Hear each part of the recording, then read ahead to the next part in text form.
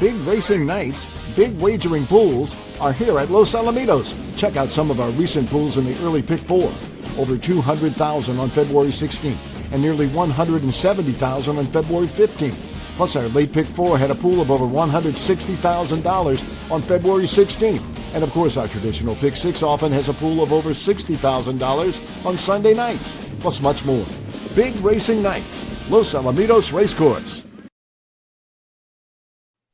And welcome everyone to the Los Alamitos preview show. And just like that commercial stated, we're coming off of a big weekend of racing. Last Sunday, the pools were tremendous, one of our biggest nights of the year. $200,000 in the early pick four, a very strong pick six pool of over $60,000 once you add the pick six, $10,000 promo, and of course, a very solid late pick four pool as well. Welcoming here Christopher Wade, Michael Wrona as well. One of the reasons why the big pool on Sundays, a great race, the Brad McKenzie Los Alamitos Winter Championship. Michael, what a great finish that was. Very exciting on Relentless in London Toby. Right there at the wire. Most of us thought London Toby got there at the very, very end, but it was a tremendous photo finish, wasn't it? Yes, it was an eyelash once you saw the actual official print. A very skinny margin indeed. And Unrelentless just keeps going on with the job here at Los Alamitos. 4 straight wins now, I think, and including 3 stakes victories. So congratulations to Eddie Willis and Justine Kleber.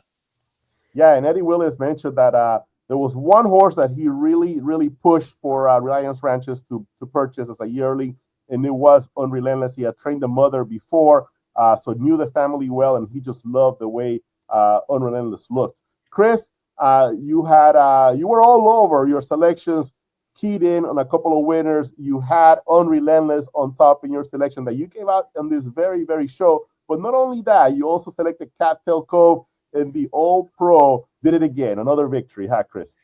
Yeah, he's a hard knocker. He's got a heart as big as a track, and horse ran very well in the prior effort, going 400 yards, had some trouble, came with their neck of running down a perfect trip horse who caught a flyer and held on at the wire, but earned a very solid figure. And with that all factored in, at 9-5 in the morning line, it was my best bet in the racing card, and the horse obliged. And we actually got that race. We got the Grand Slam Superfecta A, B, C, D in exact order, and should have pulled it out in the last race, but I crisscrossed my numbers, but that's just the way it goes. And of course, Unrelentless, Justine Kleber, she always gets her horses away from the gate, and the horse is 4 for 4, loves the outside, broke on the lead. And of course, London Toby broke a little bit slow, put forth a huge limit away. And we all thought that he got there at the wire, but the perfect rebob by Unrelentless got him at the wire there. And very, very close affair. And what can you say? Chris Cross, I always enjoy their hip-hop music back in the 1990s, Chris. Well, let's take a look at the Saturday action here at Los Alamitos. Some nice stakes races. And, of course, on Saturday night, the mares get back in on the center stage here at Los Alamitos. A really good field in the Denim and Diamonds handicap. But, Chris, you have a selection, a horse to watch that is not in the Denim and Diamonds here on Saturday night. Tell us a little bit about your play of the night here on Saturday.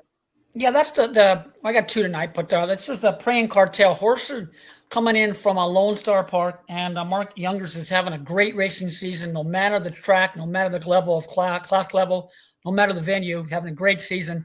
And this horse ran very, very well, ran 4th versus a strong and productive field at Lone Star Park from the outside post.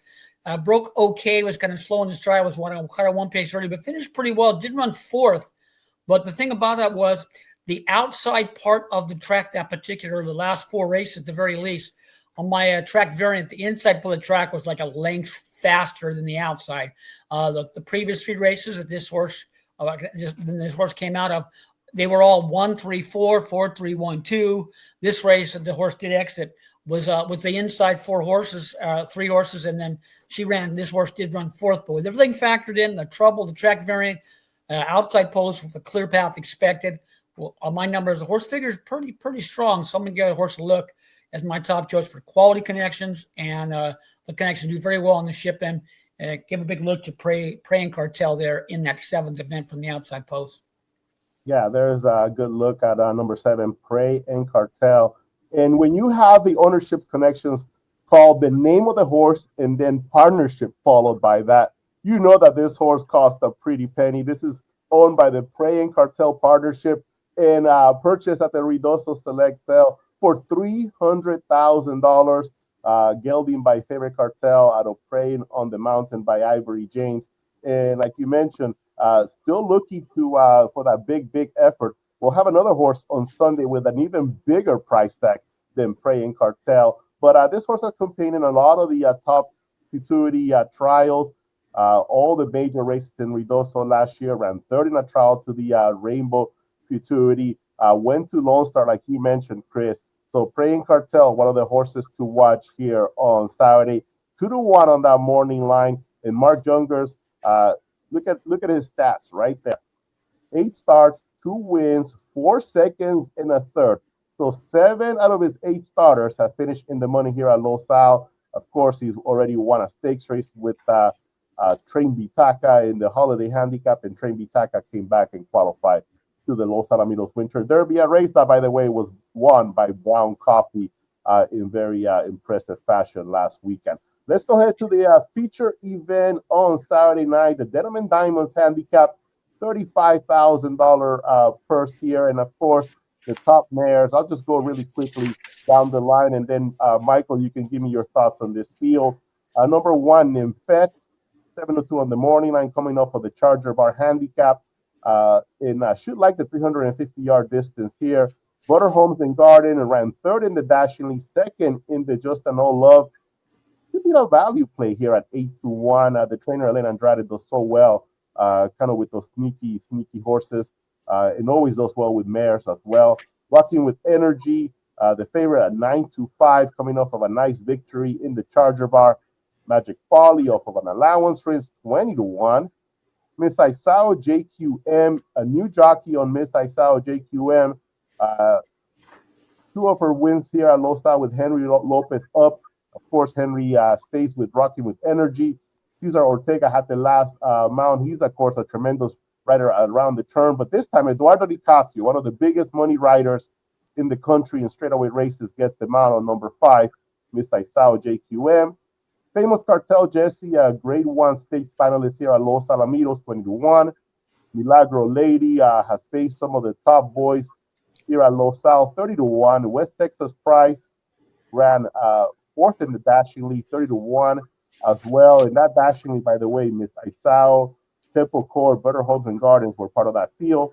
And on the outside post, number 9, Temple Court at 4-1 for Dr. Steve Burns, coming off of a runner-up finish in the Dashingly. Michael, your thoughts on this field, on this really good race? It is a very good race, as are all of the filly and mare stakes events at Los Alamitos right across the year. If you missed taking 8-1 on Rockin With Energy in the Charger Bar, it's got to be difficult to come at 9-5 now that she's the favourite for this race, given that she's not particularly reliable or consistent out of the gate, and she's got gate number 3. I just would try to beat her based on the relative odds. Nymphette finished 2nd in this race, beaten ahead last year from the rail, coming out of a 3rd place finish in the Charger Bar. She ran 5th in this year's Charger Bar, but she was only a half length from the winner. And here she is, popping out of gate 1 in the Denim and Diamonds. I think she's a more attractive price and a better proposition than Rockin With Energy. I would also look at Temple Court from the far outside. She did win from the outside gate 3 starts back. I think the post position draw brings her into play. And they would be the 2 for me, the 1 and the 9, the inside and the outside, with a lot of respect for Miss Isao JQM, and that is a dangerous booking of Eduardo Nicasio for sure. But again, she's got to deal with the middle gate in the field of 9. And my leaning is towards the inside and outside, Nymphette and Temple Court. Yeah, on my selections on the Nightlines program. I went with Rockin With Energy on top, but I did pick Nymphette second, with Miss Isao JQM finishing third on my list of horses. Miss Isao JQM won that dashingly by a half a length. So definitely a fast starter. Still hard to see Rockin With Energy the way that she won the Charger Bar. That was the Grade 1 race. So she was facing the top mares here on the grounds and won by a nose, just edged out first time for Wine, Curls, Joyful Wagon. But yeah, Nymphette, and the reason that I said kind of a preferred distance, George Duarte pointed out that she has never won at 400 yards, but she does have stakes wins at 350 yards, including the California Breeders' Matron, sponsored by Rolling A Ranch. It's strange, isn't it? You would think, looking at her racing pattern, that she would eat up 400 yards, that she would excel at 400 yards. It's very weird to me that Nymphette seems to be better at 350. Yeah, when she has run at that distance, she's popped a little bit better out of the gate. If you see their last 3 outings there, I'll even go a little bit closer. But you can see where she breaks. She just breaks so far back in these 400-yard races. 8th in the Charger Bar, 7th in the Las Damas, 7th in the Mildred Vessels as well. Even going back to the Abigail, which was a 350-yard race, she broke last, basically 9th, and still finished 3rd. So she's going to make that huge run, but you would think, like you said, Michael, that she would shine better with the extra distance. She just has gone so much lower than everybody else in those 400-yard races.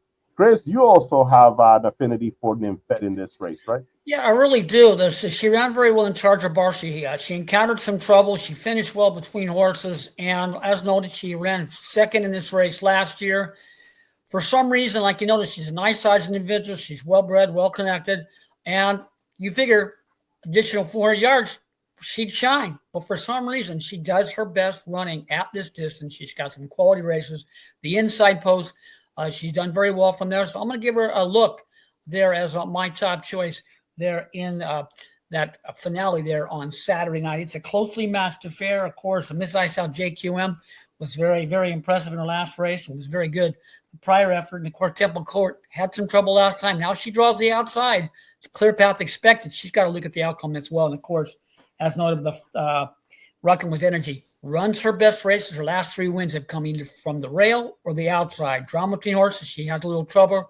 And she got fine strife, and she has too much to do. So at 9-5, we'll look a different way. We'll give it a slight edge to Nymphette. As your top pick. So as my top pick. Yeah. So we, I kind of, went a little bit softer there with Rockin With Energy on top and Nymphette as my backup play. But no, you're going right at it with Nymphette on top. Here's the Charger Bar handicap. Nymphette's going to break from post number 7. Again, like I mentioned, it's going to break slow and never really gets that huge gear at the end, but still does pick up passing a few horses and ends up 5th in the Charger Bar. So here's the race once again. There's Nymphette from post 7. Look how far back she is. Take it away from here, Chris. Yeah, she didn't get away all that well. The grade of the outside kind of crowds her a little bit here, and she's under a hand shove right there. But she puts forth a little run on midway, and she's striding out pretty well the final half of the affair. She gets beat, say, about a half a length, everything factored in, and she had that much trouble along the way. And from the rail, she's got a clear path expected, and she ran well from the rail in this race last season. So I'm going to give her the slight edge from that inside post there at 7-2. I think it's the morning line. Yeah, this is the head on, and you can see right there, Rockin With Energy from the inside post. Kind of got maybe a light little brush there, but from here on out, she's just flying. Not the most straightest of routes that she takes, but she did get that win by a nose. We'll probably get a look from the overhead camera as well, and we can see Nymphette being the trailer and Rockin With Energy flying on top. There's that drone. Oh, you didn't get that full drone look, but just a little bit there. Okay, well, that is a good look at the Denim and Diamonds here on Saturday. George Duarte will not be able to join us. He's having some technical issues, but he will be back next week. We are going to take a quick break, and we'll be back to talk a little bit more about the Sunday action here at Los Alamitos with the Los Alamitos Maiden Stakes, the top event. Introducing Rolling A Ranch's newest stallion, Dash a Good Reason, a son of multiple champion Good Reason S.A. and a half-brother to champions He's a Dash of Fire and I'm a Fearless Hero. Dash a Good Reason was a finalist in the Grade 1's Los Alamitos 2 Million Futurity and Los Alamitos Super Derby. Dash a Good Reason. And he's ready to shine again in California at Rolling A Ranch. Grab by Dash a Good Reason. With impeccable breeding and success on the track, there are many reasons to book your mare to Dash a Good Reason in 2025.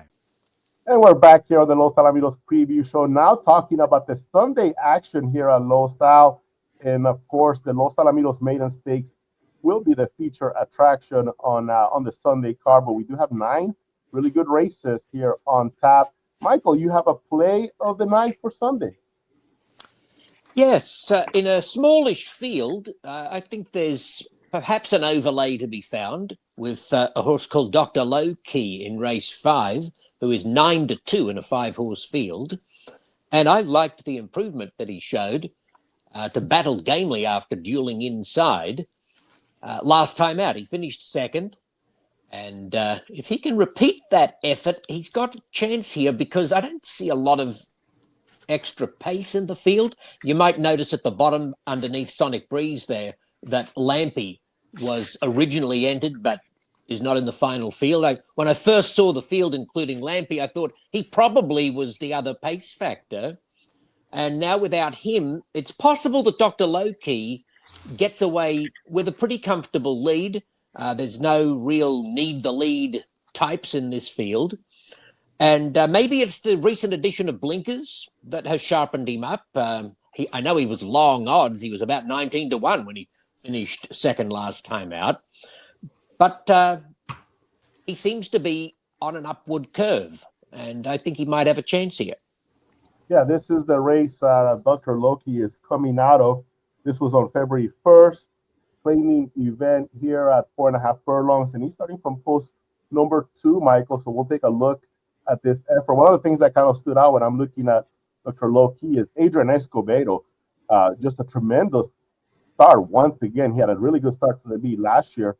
Another great start this year. He's winning at a 40% rate. So there's the number 2 horse, Dr. Loki, in this race, and I'll let you talk a lot more about this horse. Yeah, well, you can see that there's a pretty serious speed duel going on here, and Dr. Loki is on the inside of the favourite, and they're clear by several lengths from the rest. And Dr. Loki drops back a length or so around the turn, but I thought he stuck to his guns gamely. Here comes the winner from off the pace down the outside. And Dr. Lowkey, after looking like he might just fold up completely, reaching the top of the stretch, actually battles back on the inside and finishes second behind Agrigento and edging Mark's Hip, who came out to win next time out. So I just liked his tenacity. I thought he was in big trouble around the turn after that inside duel, but he kept on kicking. And again, he's just had the blinkers on at his last 2 starts. Maybe that's got something to do with the improvement. Escobedo's a good gate rider, and if he can get him out and get him in front, he might have an easier time of it than he did along the back stretch in that most recent race. And I think 9-2 is okay. The favourite is Sonic Breeze, who has a good draw from the outside post, and he has finished in front of Dr. Lowkey a couple of times, it must be noted.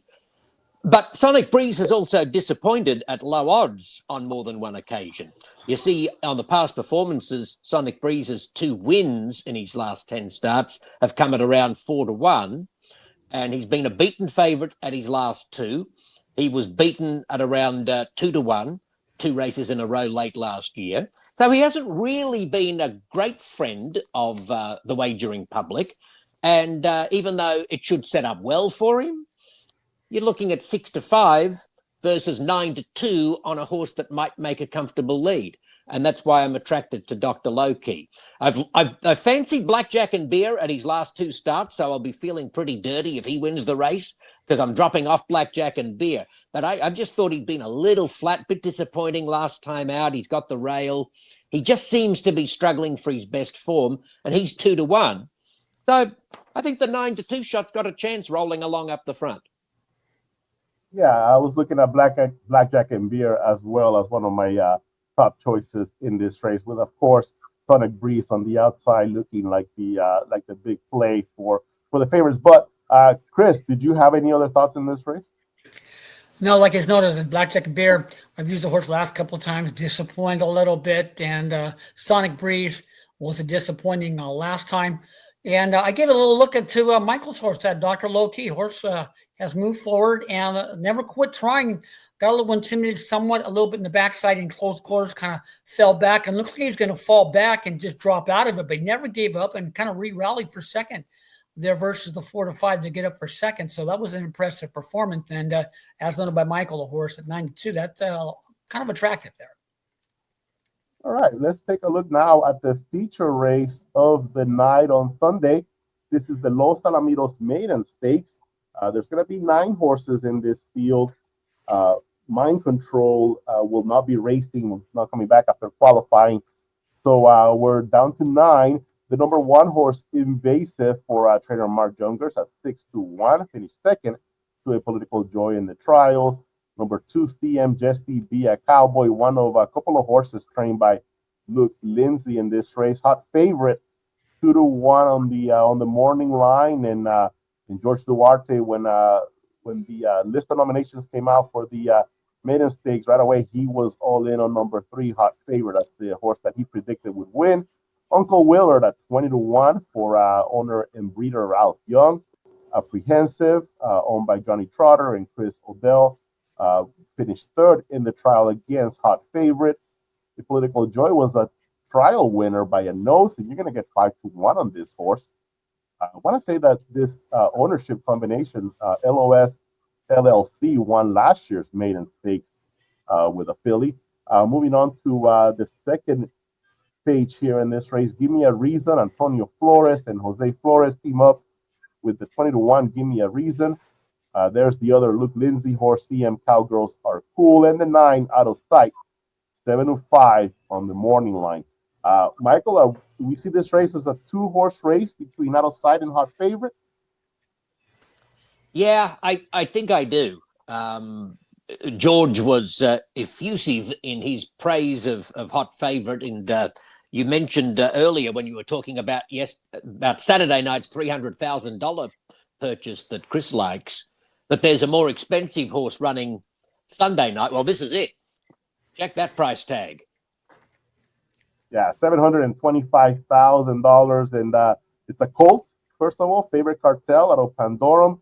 She has produced several Grade 1 winners that have also competed here at Los. But Hot Favorite, one of the things that I understand about this horse is just what a big horse he was, that even as a yearling, he already looked like a 3-year-old. So it took him a little bit of time to get going, to kind of grow into himself. He has now delivered some really nice efforts back-to-back wins here for Hot Favorite. Having said all of that, I'm going to pick Out of Sight. And the reason I'm going to pick Out of Sight is because of the post position. You know, we had Brown Coffee winning the Winter Derby from the outside post position last Saturday. We had Unrelentless winning the Brad McKinsey Winter Championship last Sunday night from the outside post position. It's not too long ago that Impressum was winning the Champion of Champions from the outside post position. You just can't underestimate the advantage. It's palpable. And it's probably going to give Out of Sight the edge in this race. So simply because of Gate 9 versus Gate 3, I'm going to pick the favorite to win.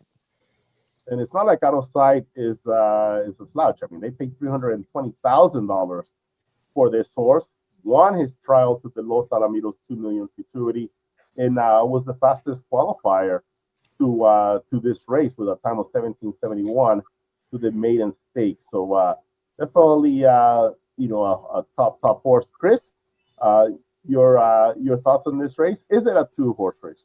Well, it looks like it there on paper. Of course, anything can happen in a race, but out of sight was very impressive from the rail in the trial previously, and was the fastest qualifier with run left to give for the maiden stakes. So drawn to the outside, a great place to be, clear path expected, nice size individual, very quick, should be right there throughout, and on numbers is the one to beat. Of course, hot favorite will be right there with him throughout the whole race on numbers. Has a big look at the outcome as well, and of course, apprehensions could grab a slice of the pie along with the apolitical joy. But all things factored in, it gives the gray of the outside the look there in that ninth and final. In my late pick 4 ticket, I went with the 3. I singled the 3 hot favorite, seeing if I can beat that outside horse. It's a small ticket. I think I went $27 total for the ticket. So I had to make a choice whether hot favorite or out of sight. So I went with a little bit bigger odds there on hot favorite. I think that with the outside pose, out of sight will remain the favorite, Michael. So we'll see if I get 2-1 or if all the money just basically concentrates on the 3 and the 9 in this race. I also gave Invasive a little chance as well at 6-1. He would be my price play. Favorite Cartel out of Don't Pass Bar. This is the family of Quirky, who was a top mare here at Los Alamitos, winning several Grade 1 races, trained by James Glenn Jr. One thing that I forgot to mention about the Denim and Diamond handicap, Denim and Diamonds, that's a very famous quarter horse rivalry between her and Sergeant Pepper Feature. And I know that was the first champion of champions that Ed Bergard ever called between Denim and Diamonds and Sergeant Pepper Feature back in the early 1980s. Michael, we already have some 2-year-old workouts here at Los Al as well. We had I think like 5 or 6 of them worked on a Wednesday. Those videos are available on our website at losalamitos.com. You can start checking out those video works, Michael. Yes, there'll be a build-up in the morning activity over the next month as we draw towards the debut of the new crop of juveniles, which is always full of anticipation and interest. Yeah, and like just this little sprinkle of those 2-year-old workouts. We probably won't get rolling big time until maybe a week or 2 weeks from now, where you'll start seeing like 20 sets of 2-year-olds competing in those morning drills. Chris, you've been all over the Remington Park training races already, because Remington Park kicks off pretty soon as well, right? Yeah, they had some training races here recently. It's been very, very cold back there, as noted. Also cold in Louisiana. They canceled Louisiana yesterday when it was like 29 degrees.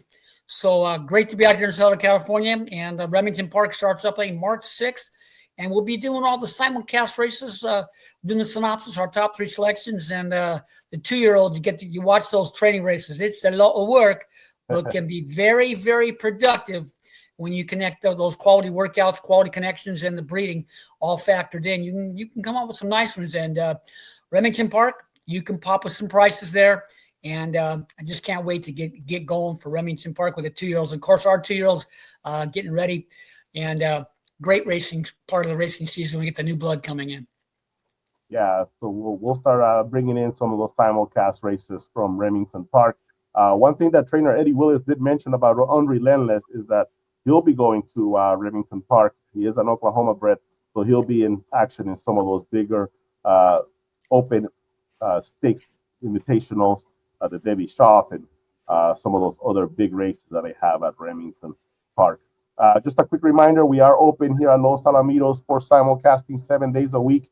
This Saturday morning, they're bringing the big simulcast races from Saudi Arabia, the Saudi Cup, big race for the thoroughbreds. That's going very early, I think around 8:30 in the morning. Check the racing schedule on losalamitos.com for the simulcast schedule, the complete simulcast schedule. Chris, Michael, thank you so much for joining me on the Los Alamitos preview show. Thank you for all the viewers for catching the action here at Los Alamitos. Of course, leave your comments there. Love to read them. Great feedback always from the racing fans. Chris, Michael, thank you so much. Have a great rest of your day. You too, boss. You have a good day. Thanks, Orlando. Big racing nights, big wagering pools are here at Los Alamitos. Check out some of our recent pools in the early pick four. Over 200,000 on February 16th and nearly 170,000 on February 15th. Plus our late pick four had a pool of over $160,000 on February 16th. And of course our traditional pick six often has a pool of over $60,000 on Sunday nights. Plus much more. Big racing nights, Los Alamitos Racecourse. Introducing Rolling A Ranch's newest stallion, Dash a Good Reason, a son of multiple champion Good Reason S.A. and a half-brother to champions He's a Dash of Fire and I'm a Fearless Hero. Dash a Good Reason was a finalist in the Grade 1's Los Alamitos $2 million Futurity and Los Alamitos Super Derby. Dash a Good Reason. And he's ready to shine again in California at Rolling A Ranch. Grab by Dash a Good Reason. With impeccable breeding and success on the track, there are many reasons to book your mare to Dash a Good Reason in 2025.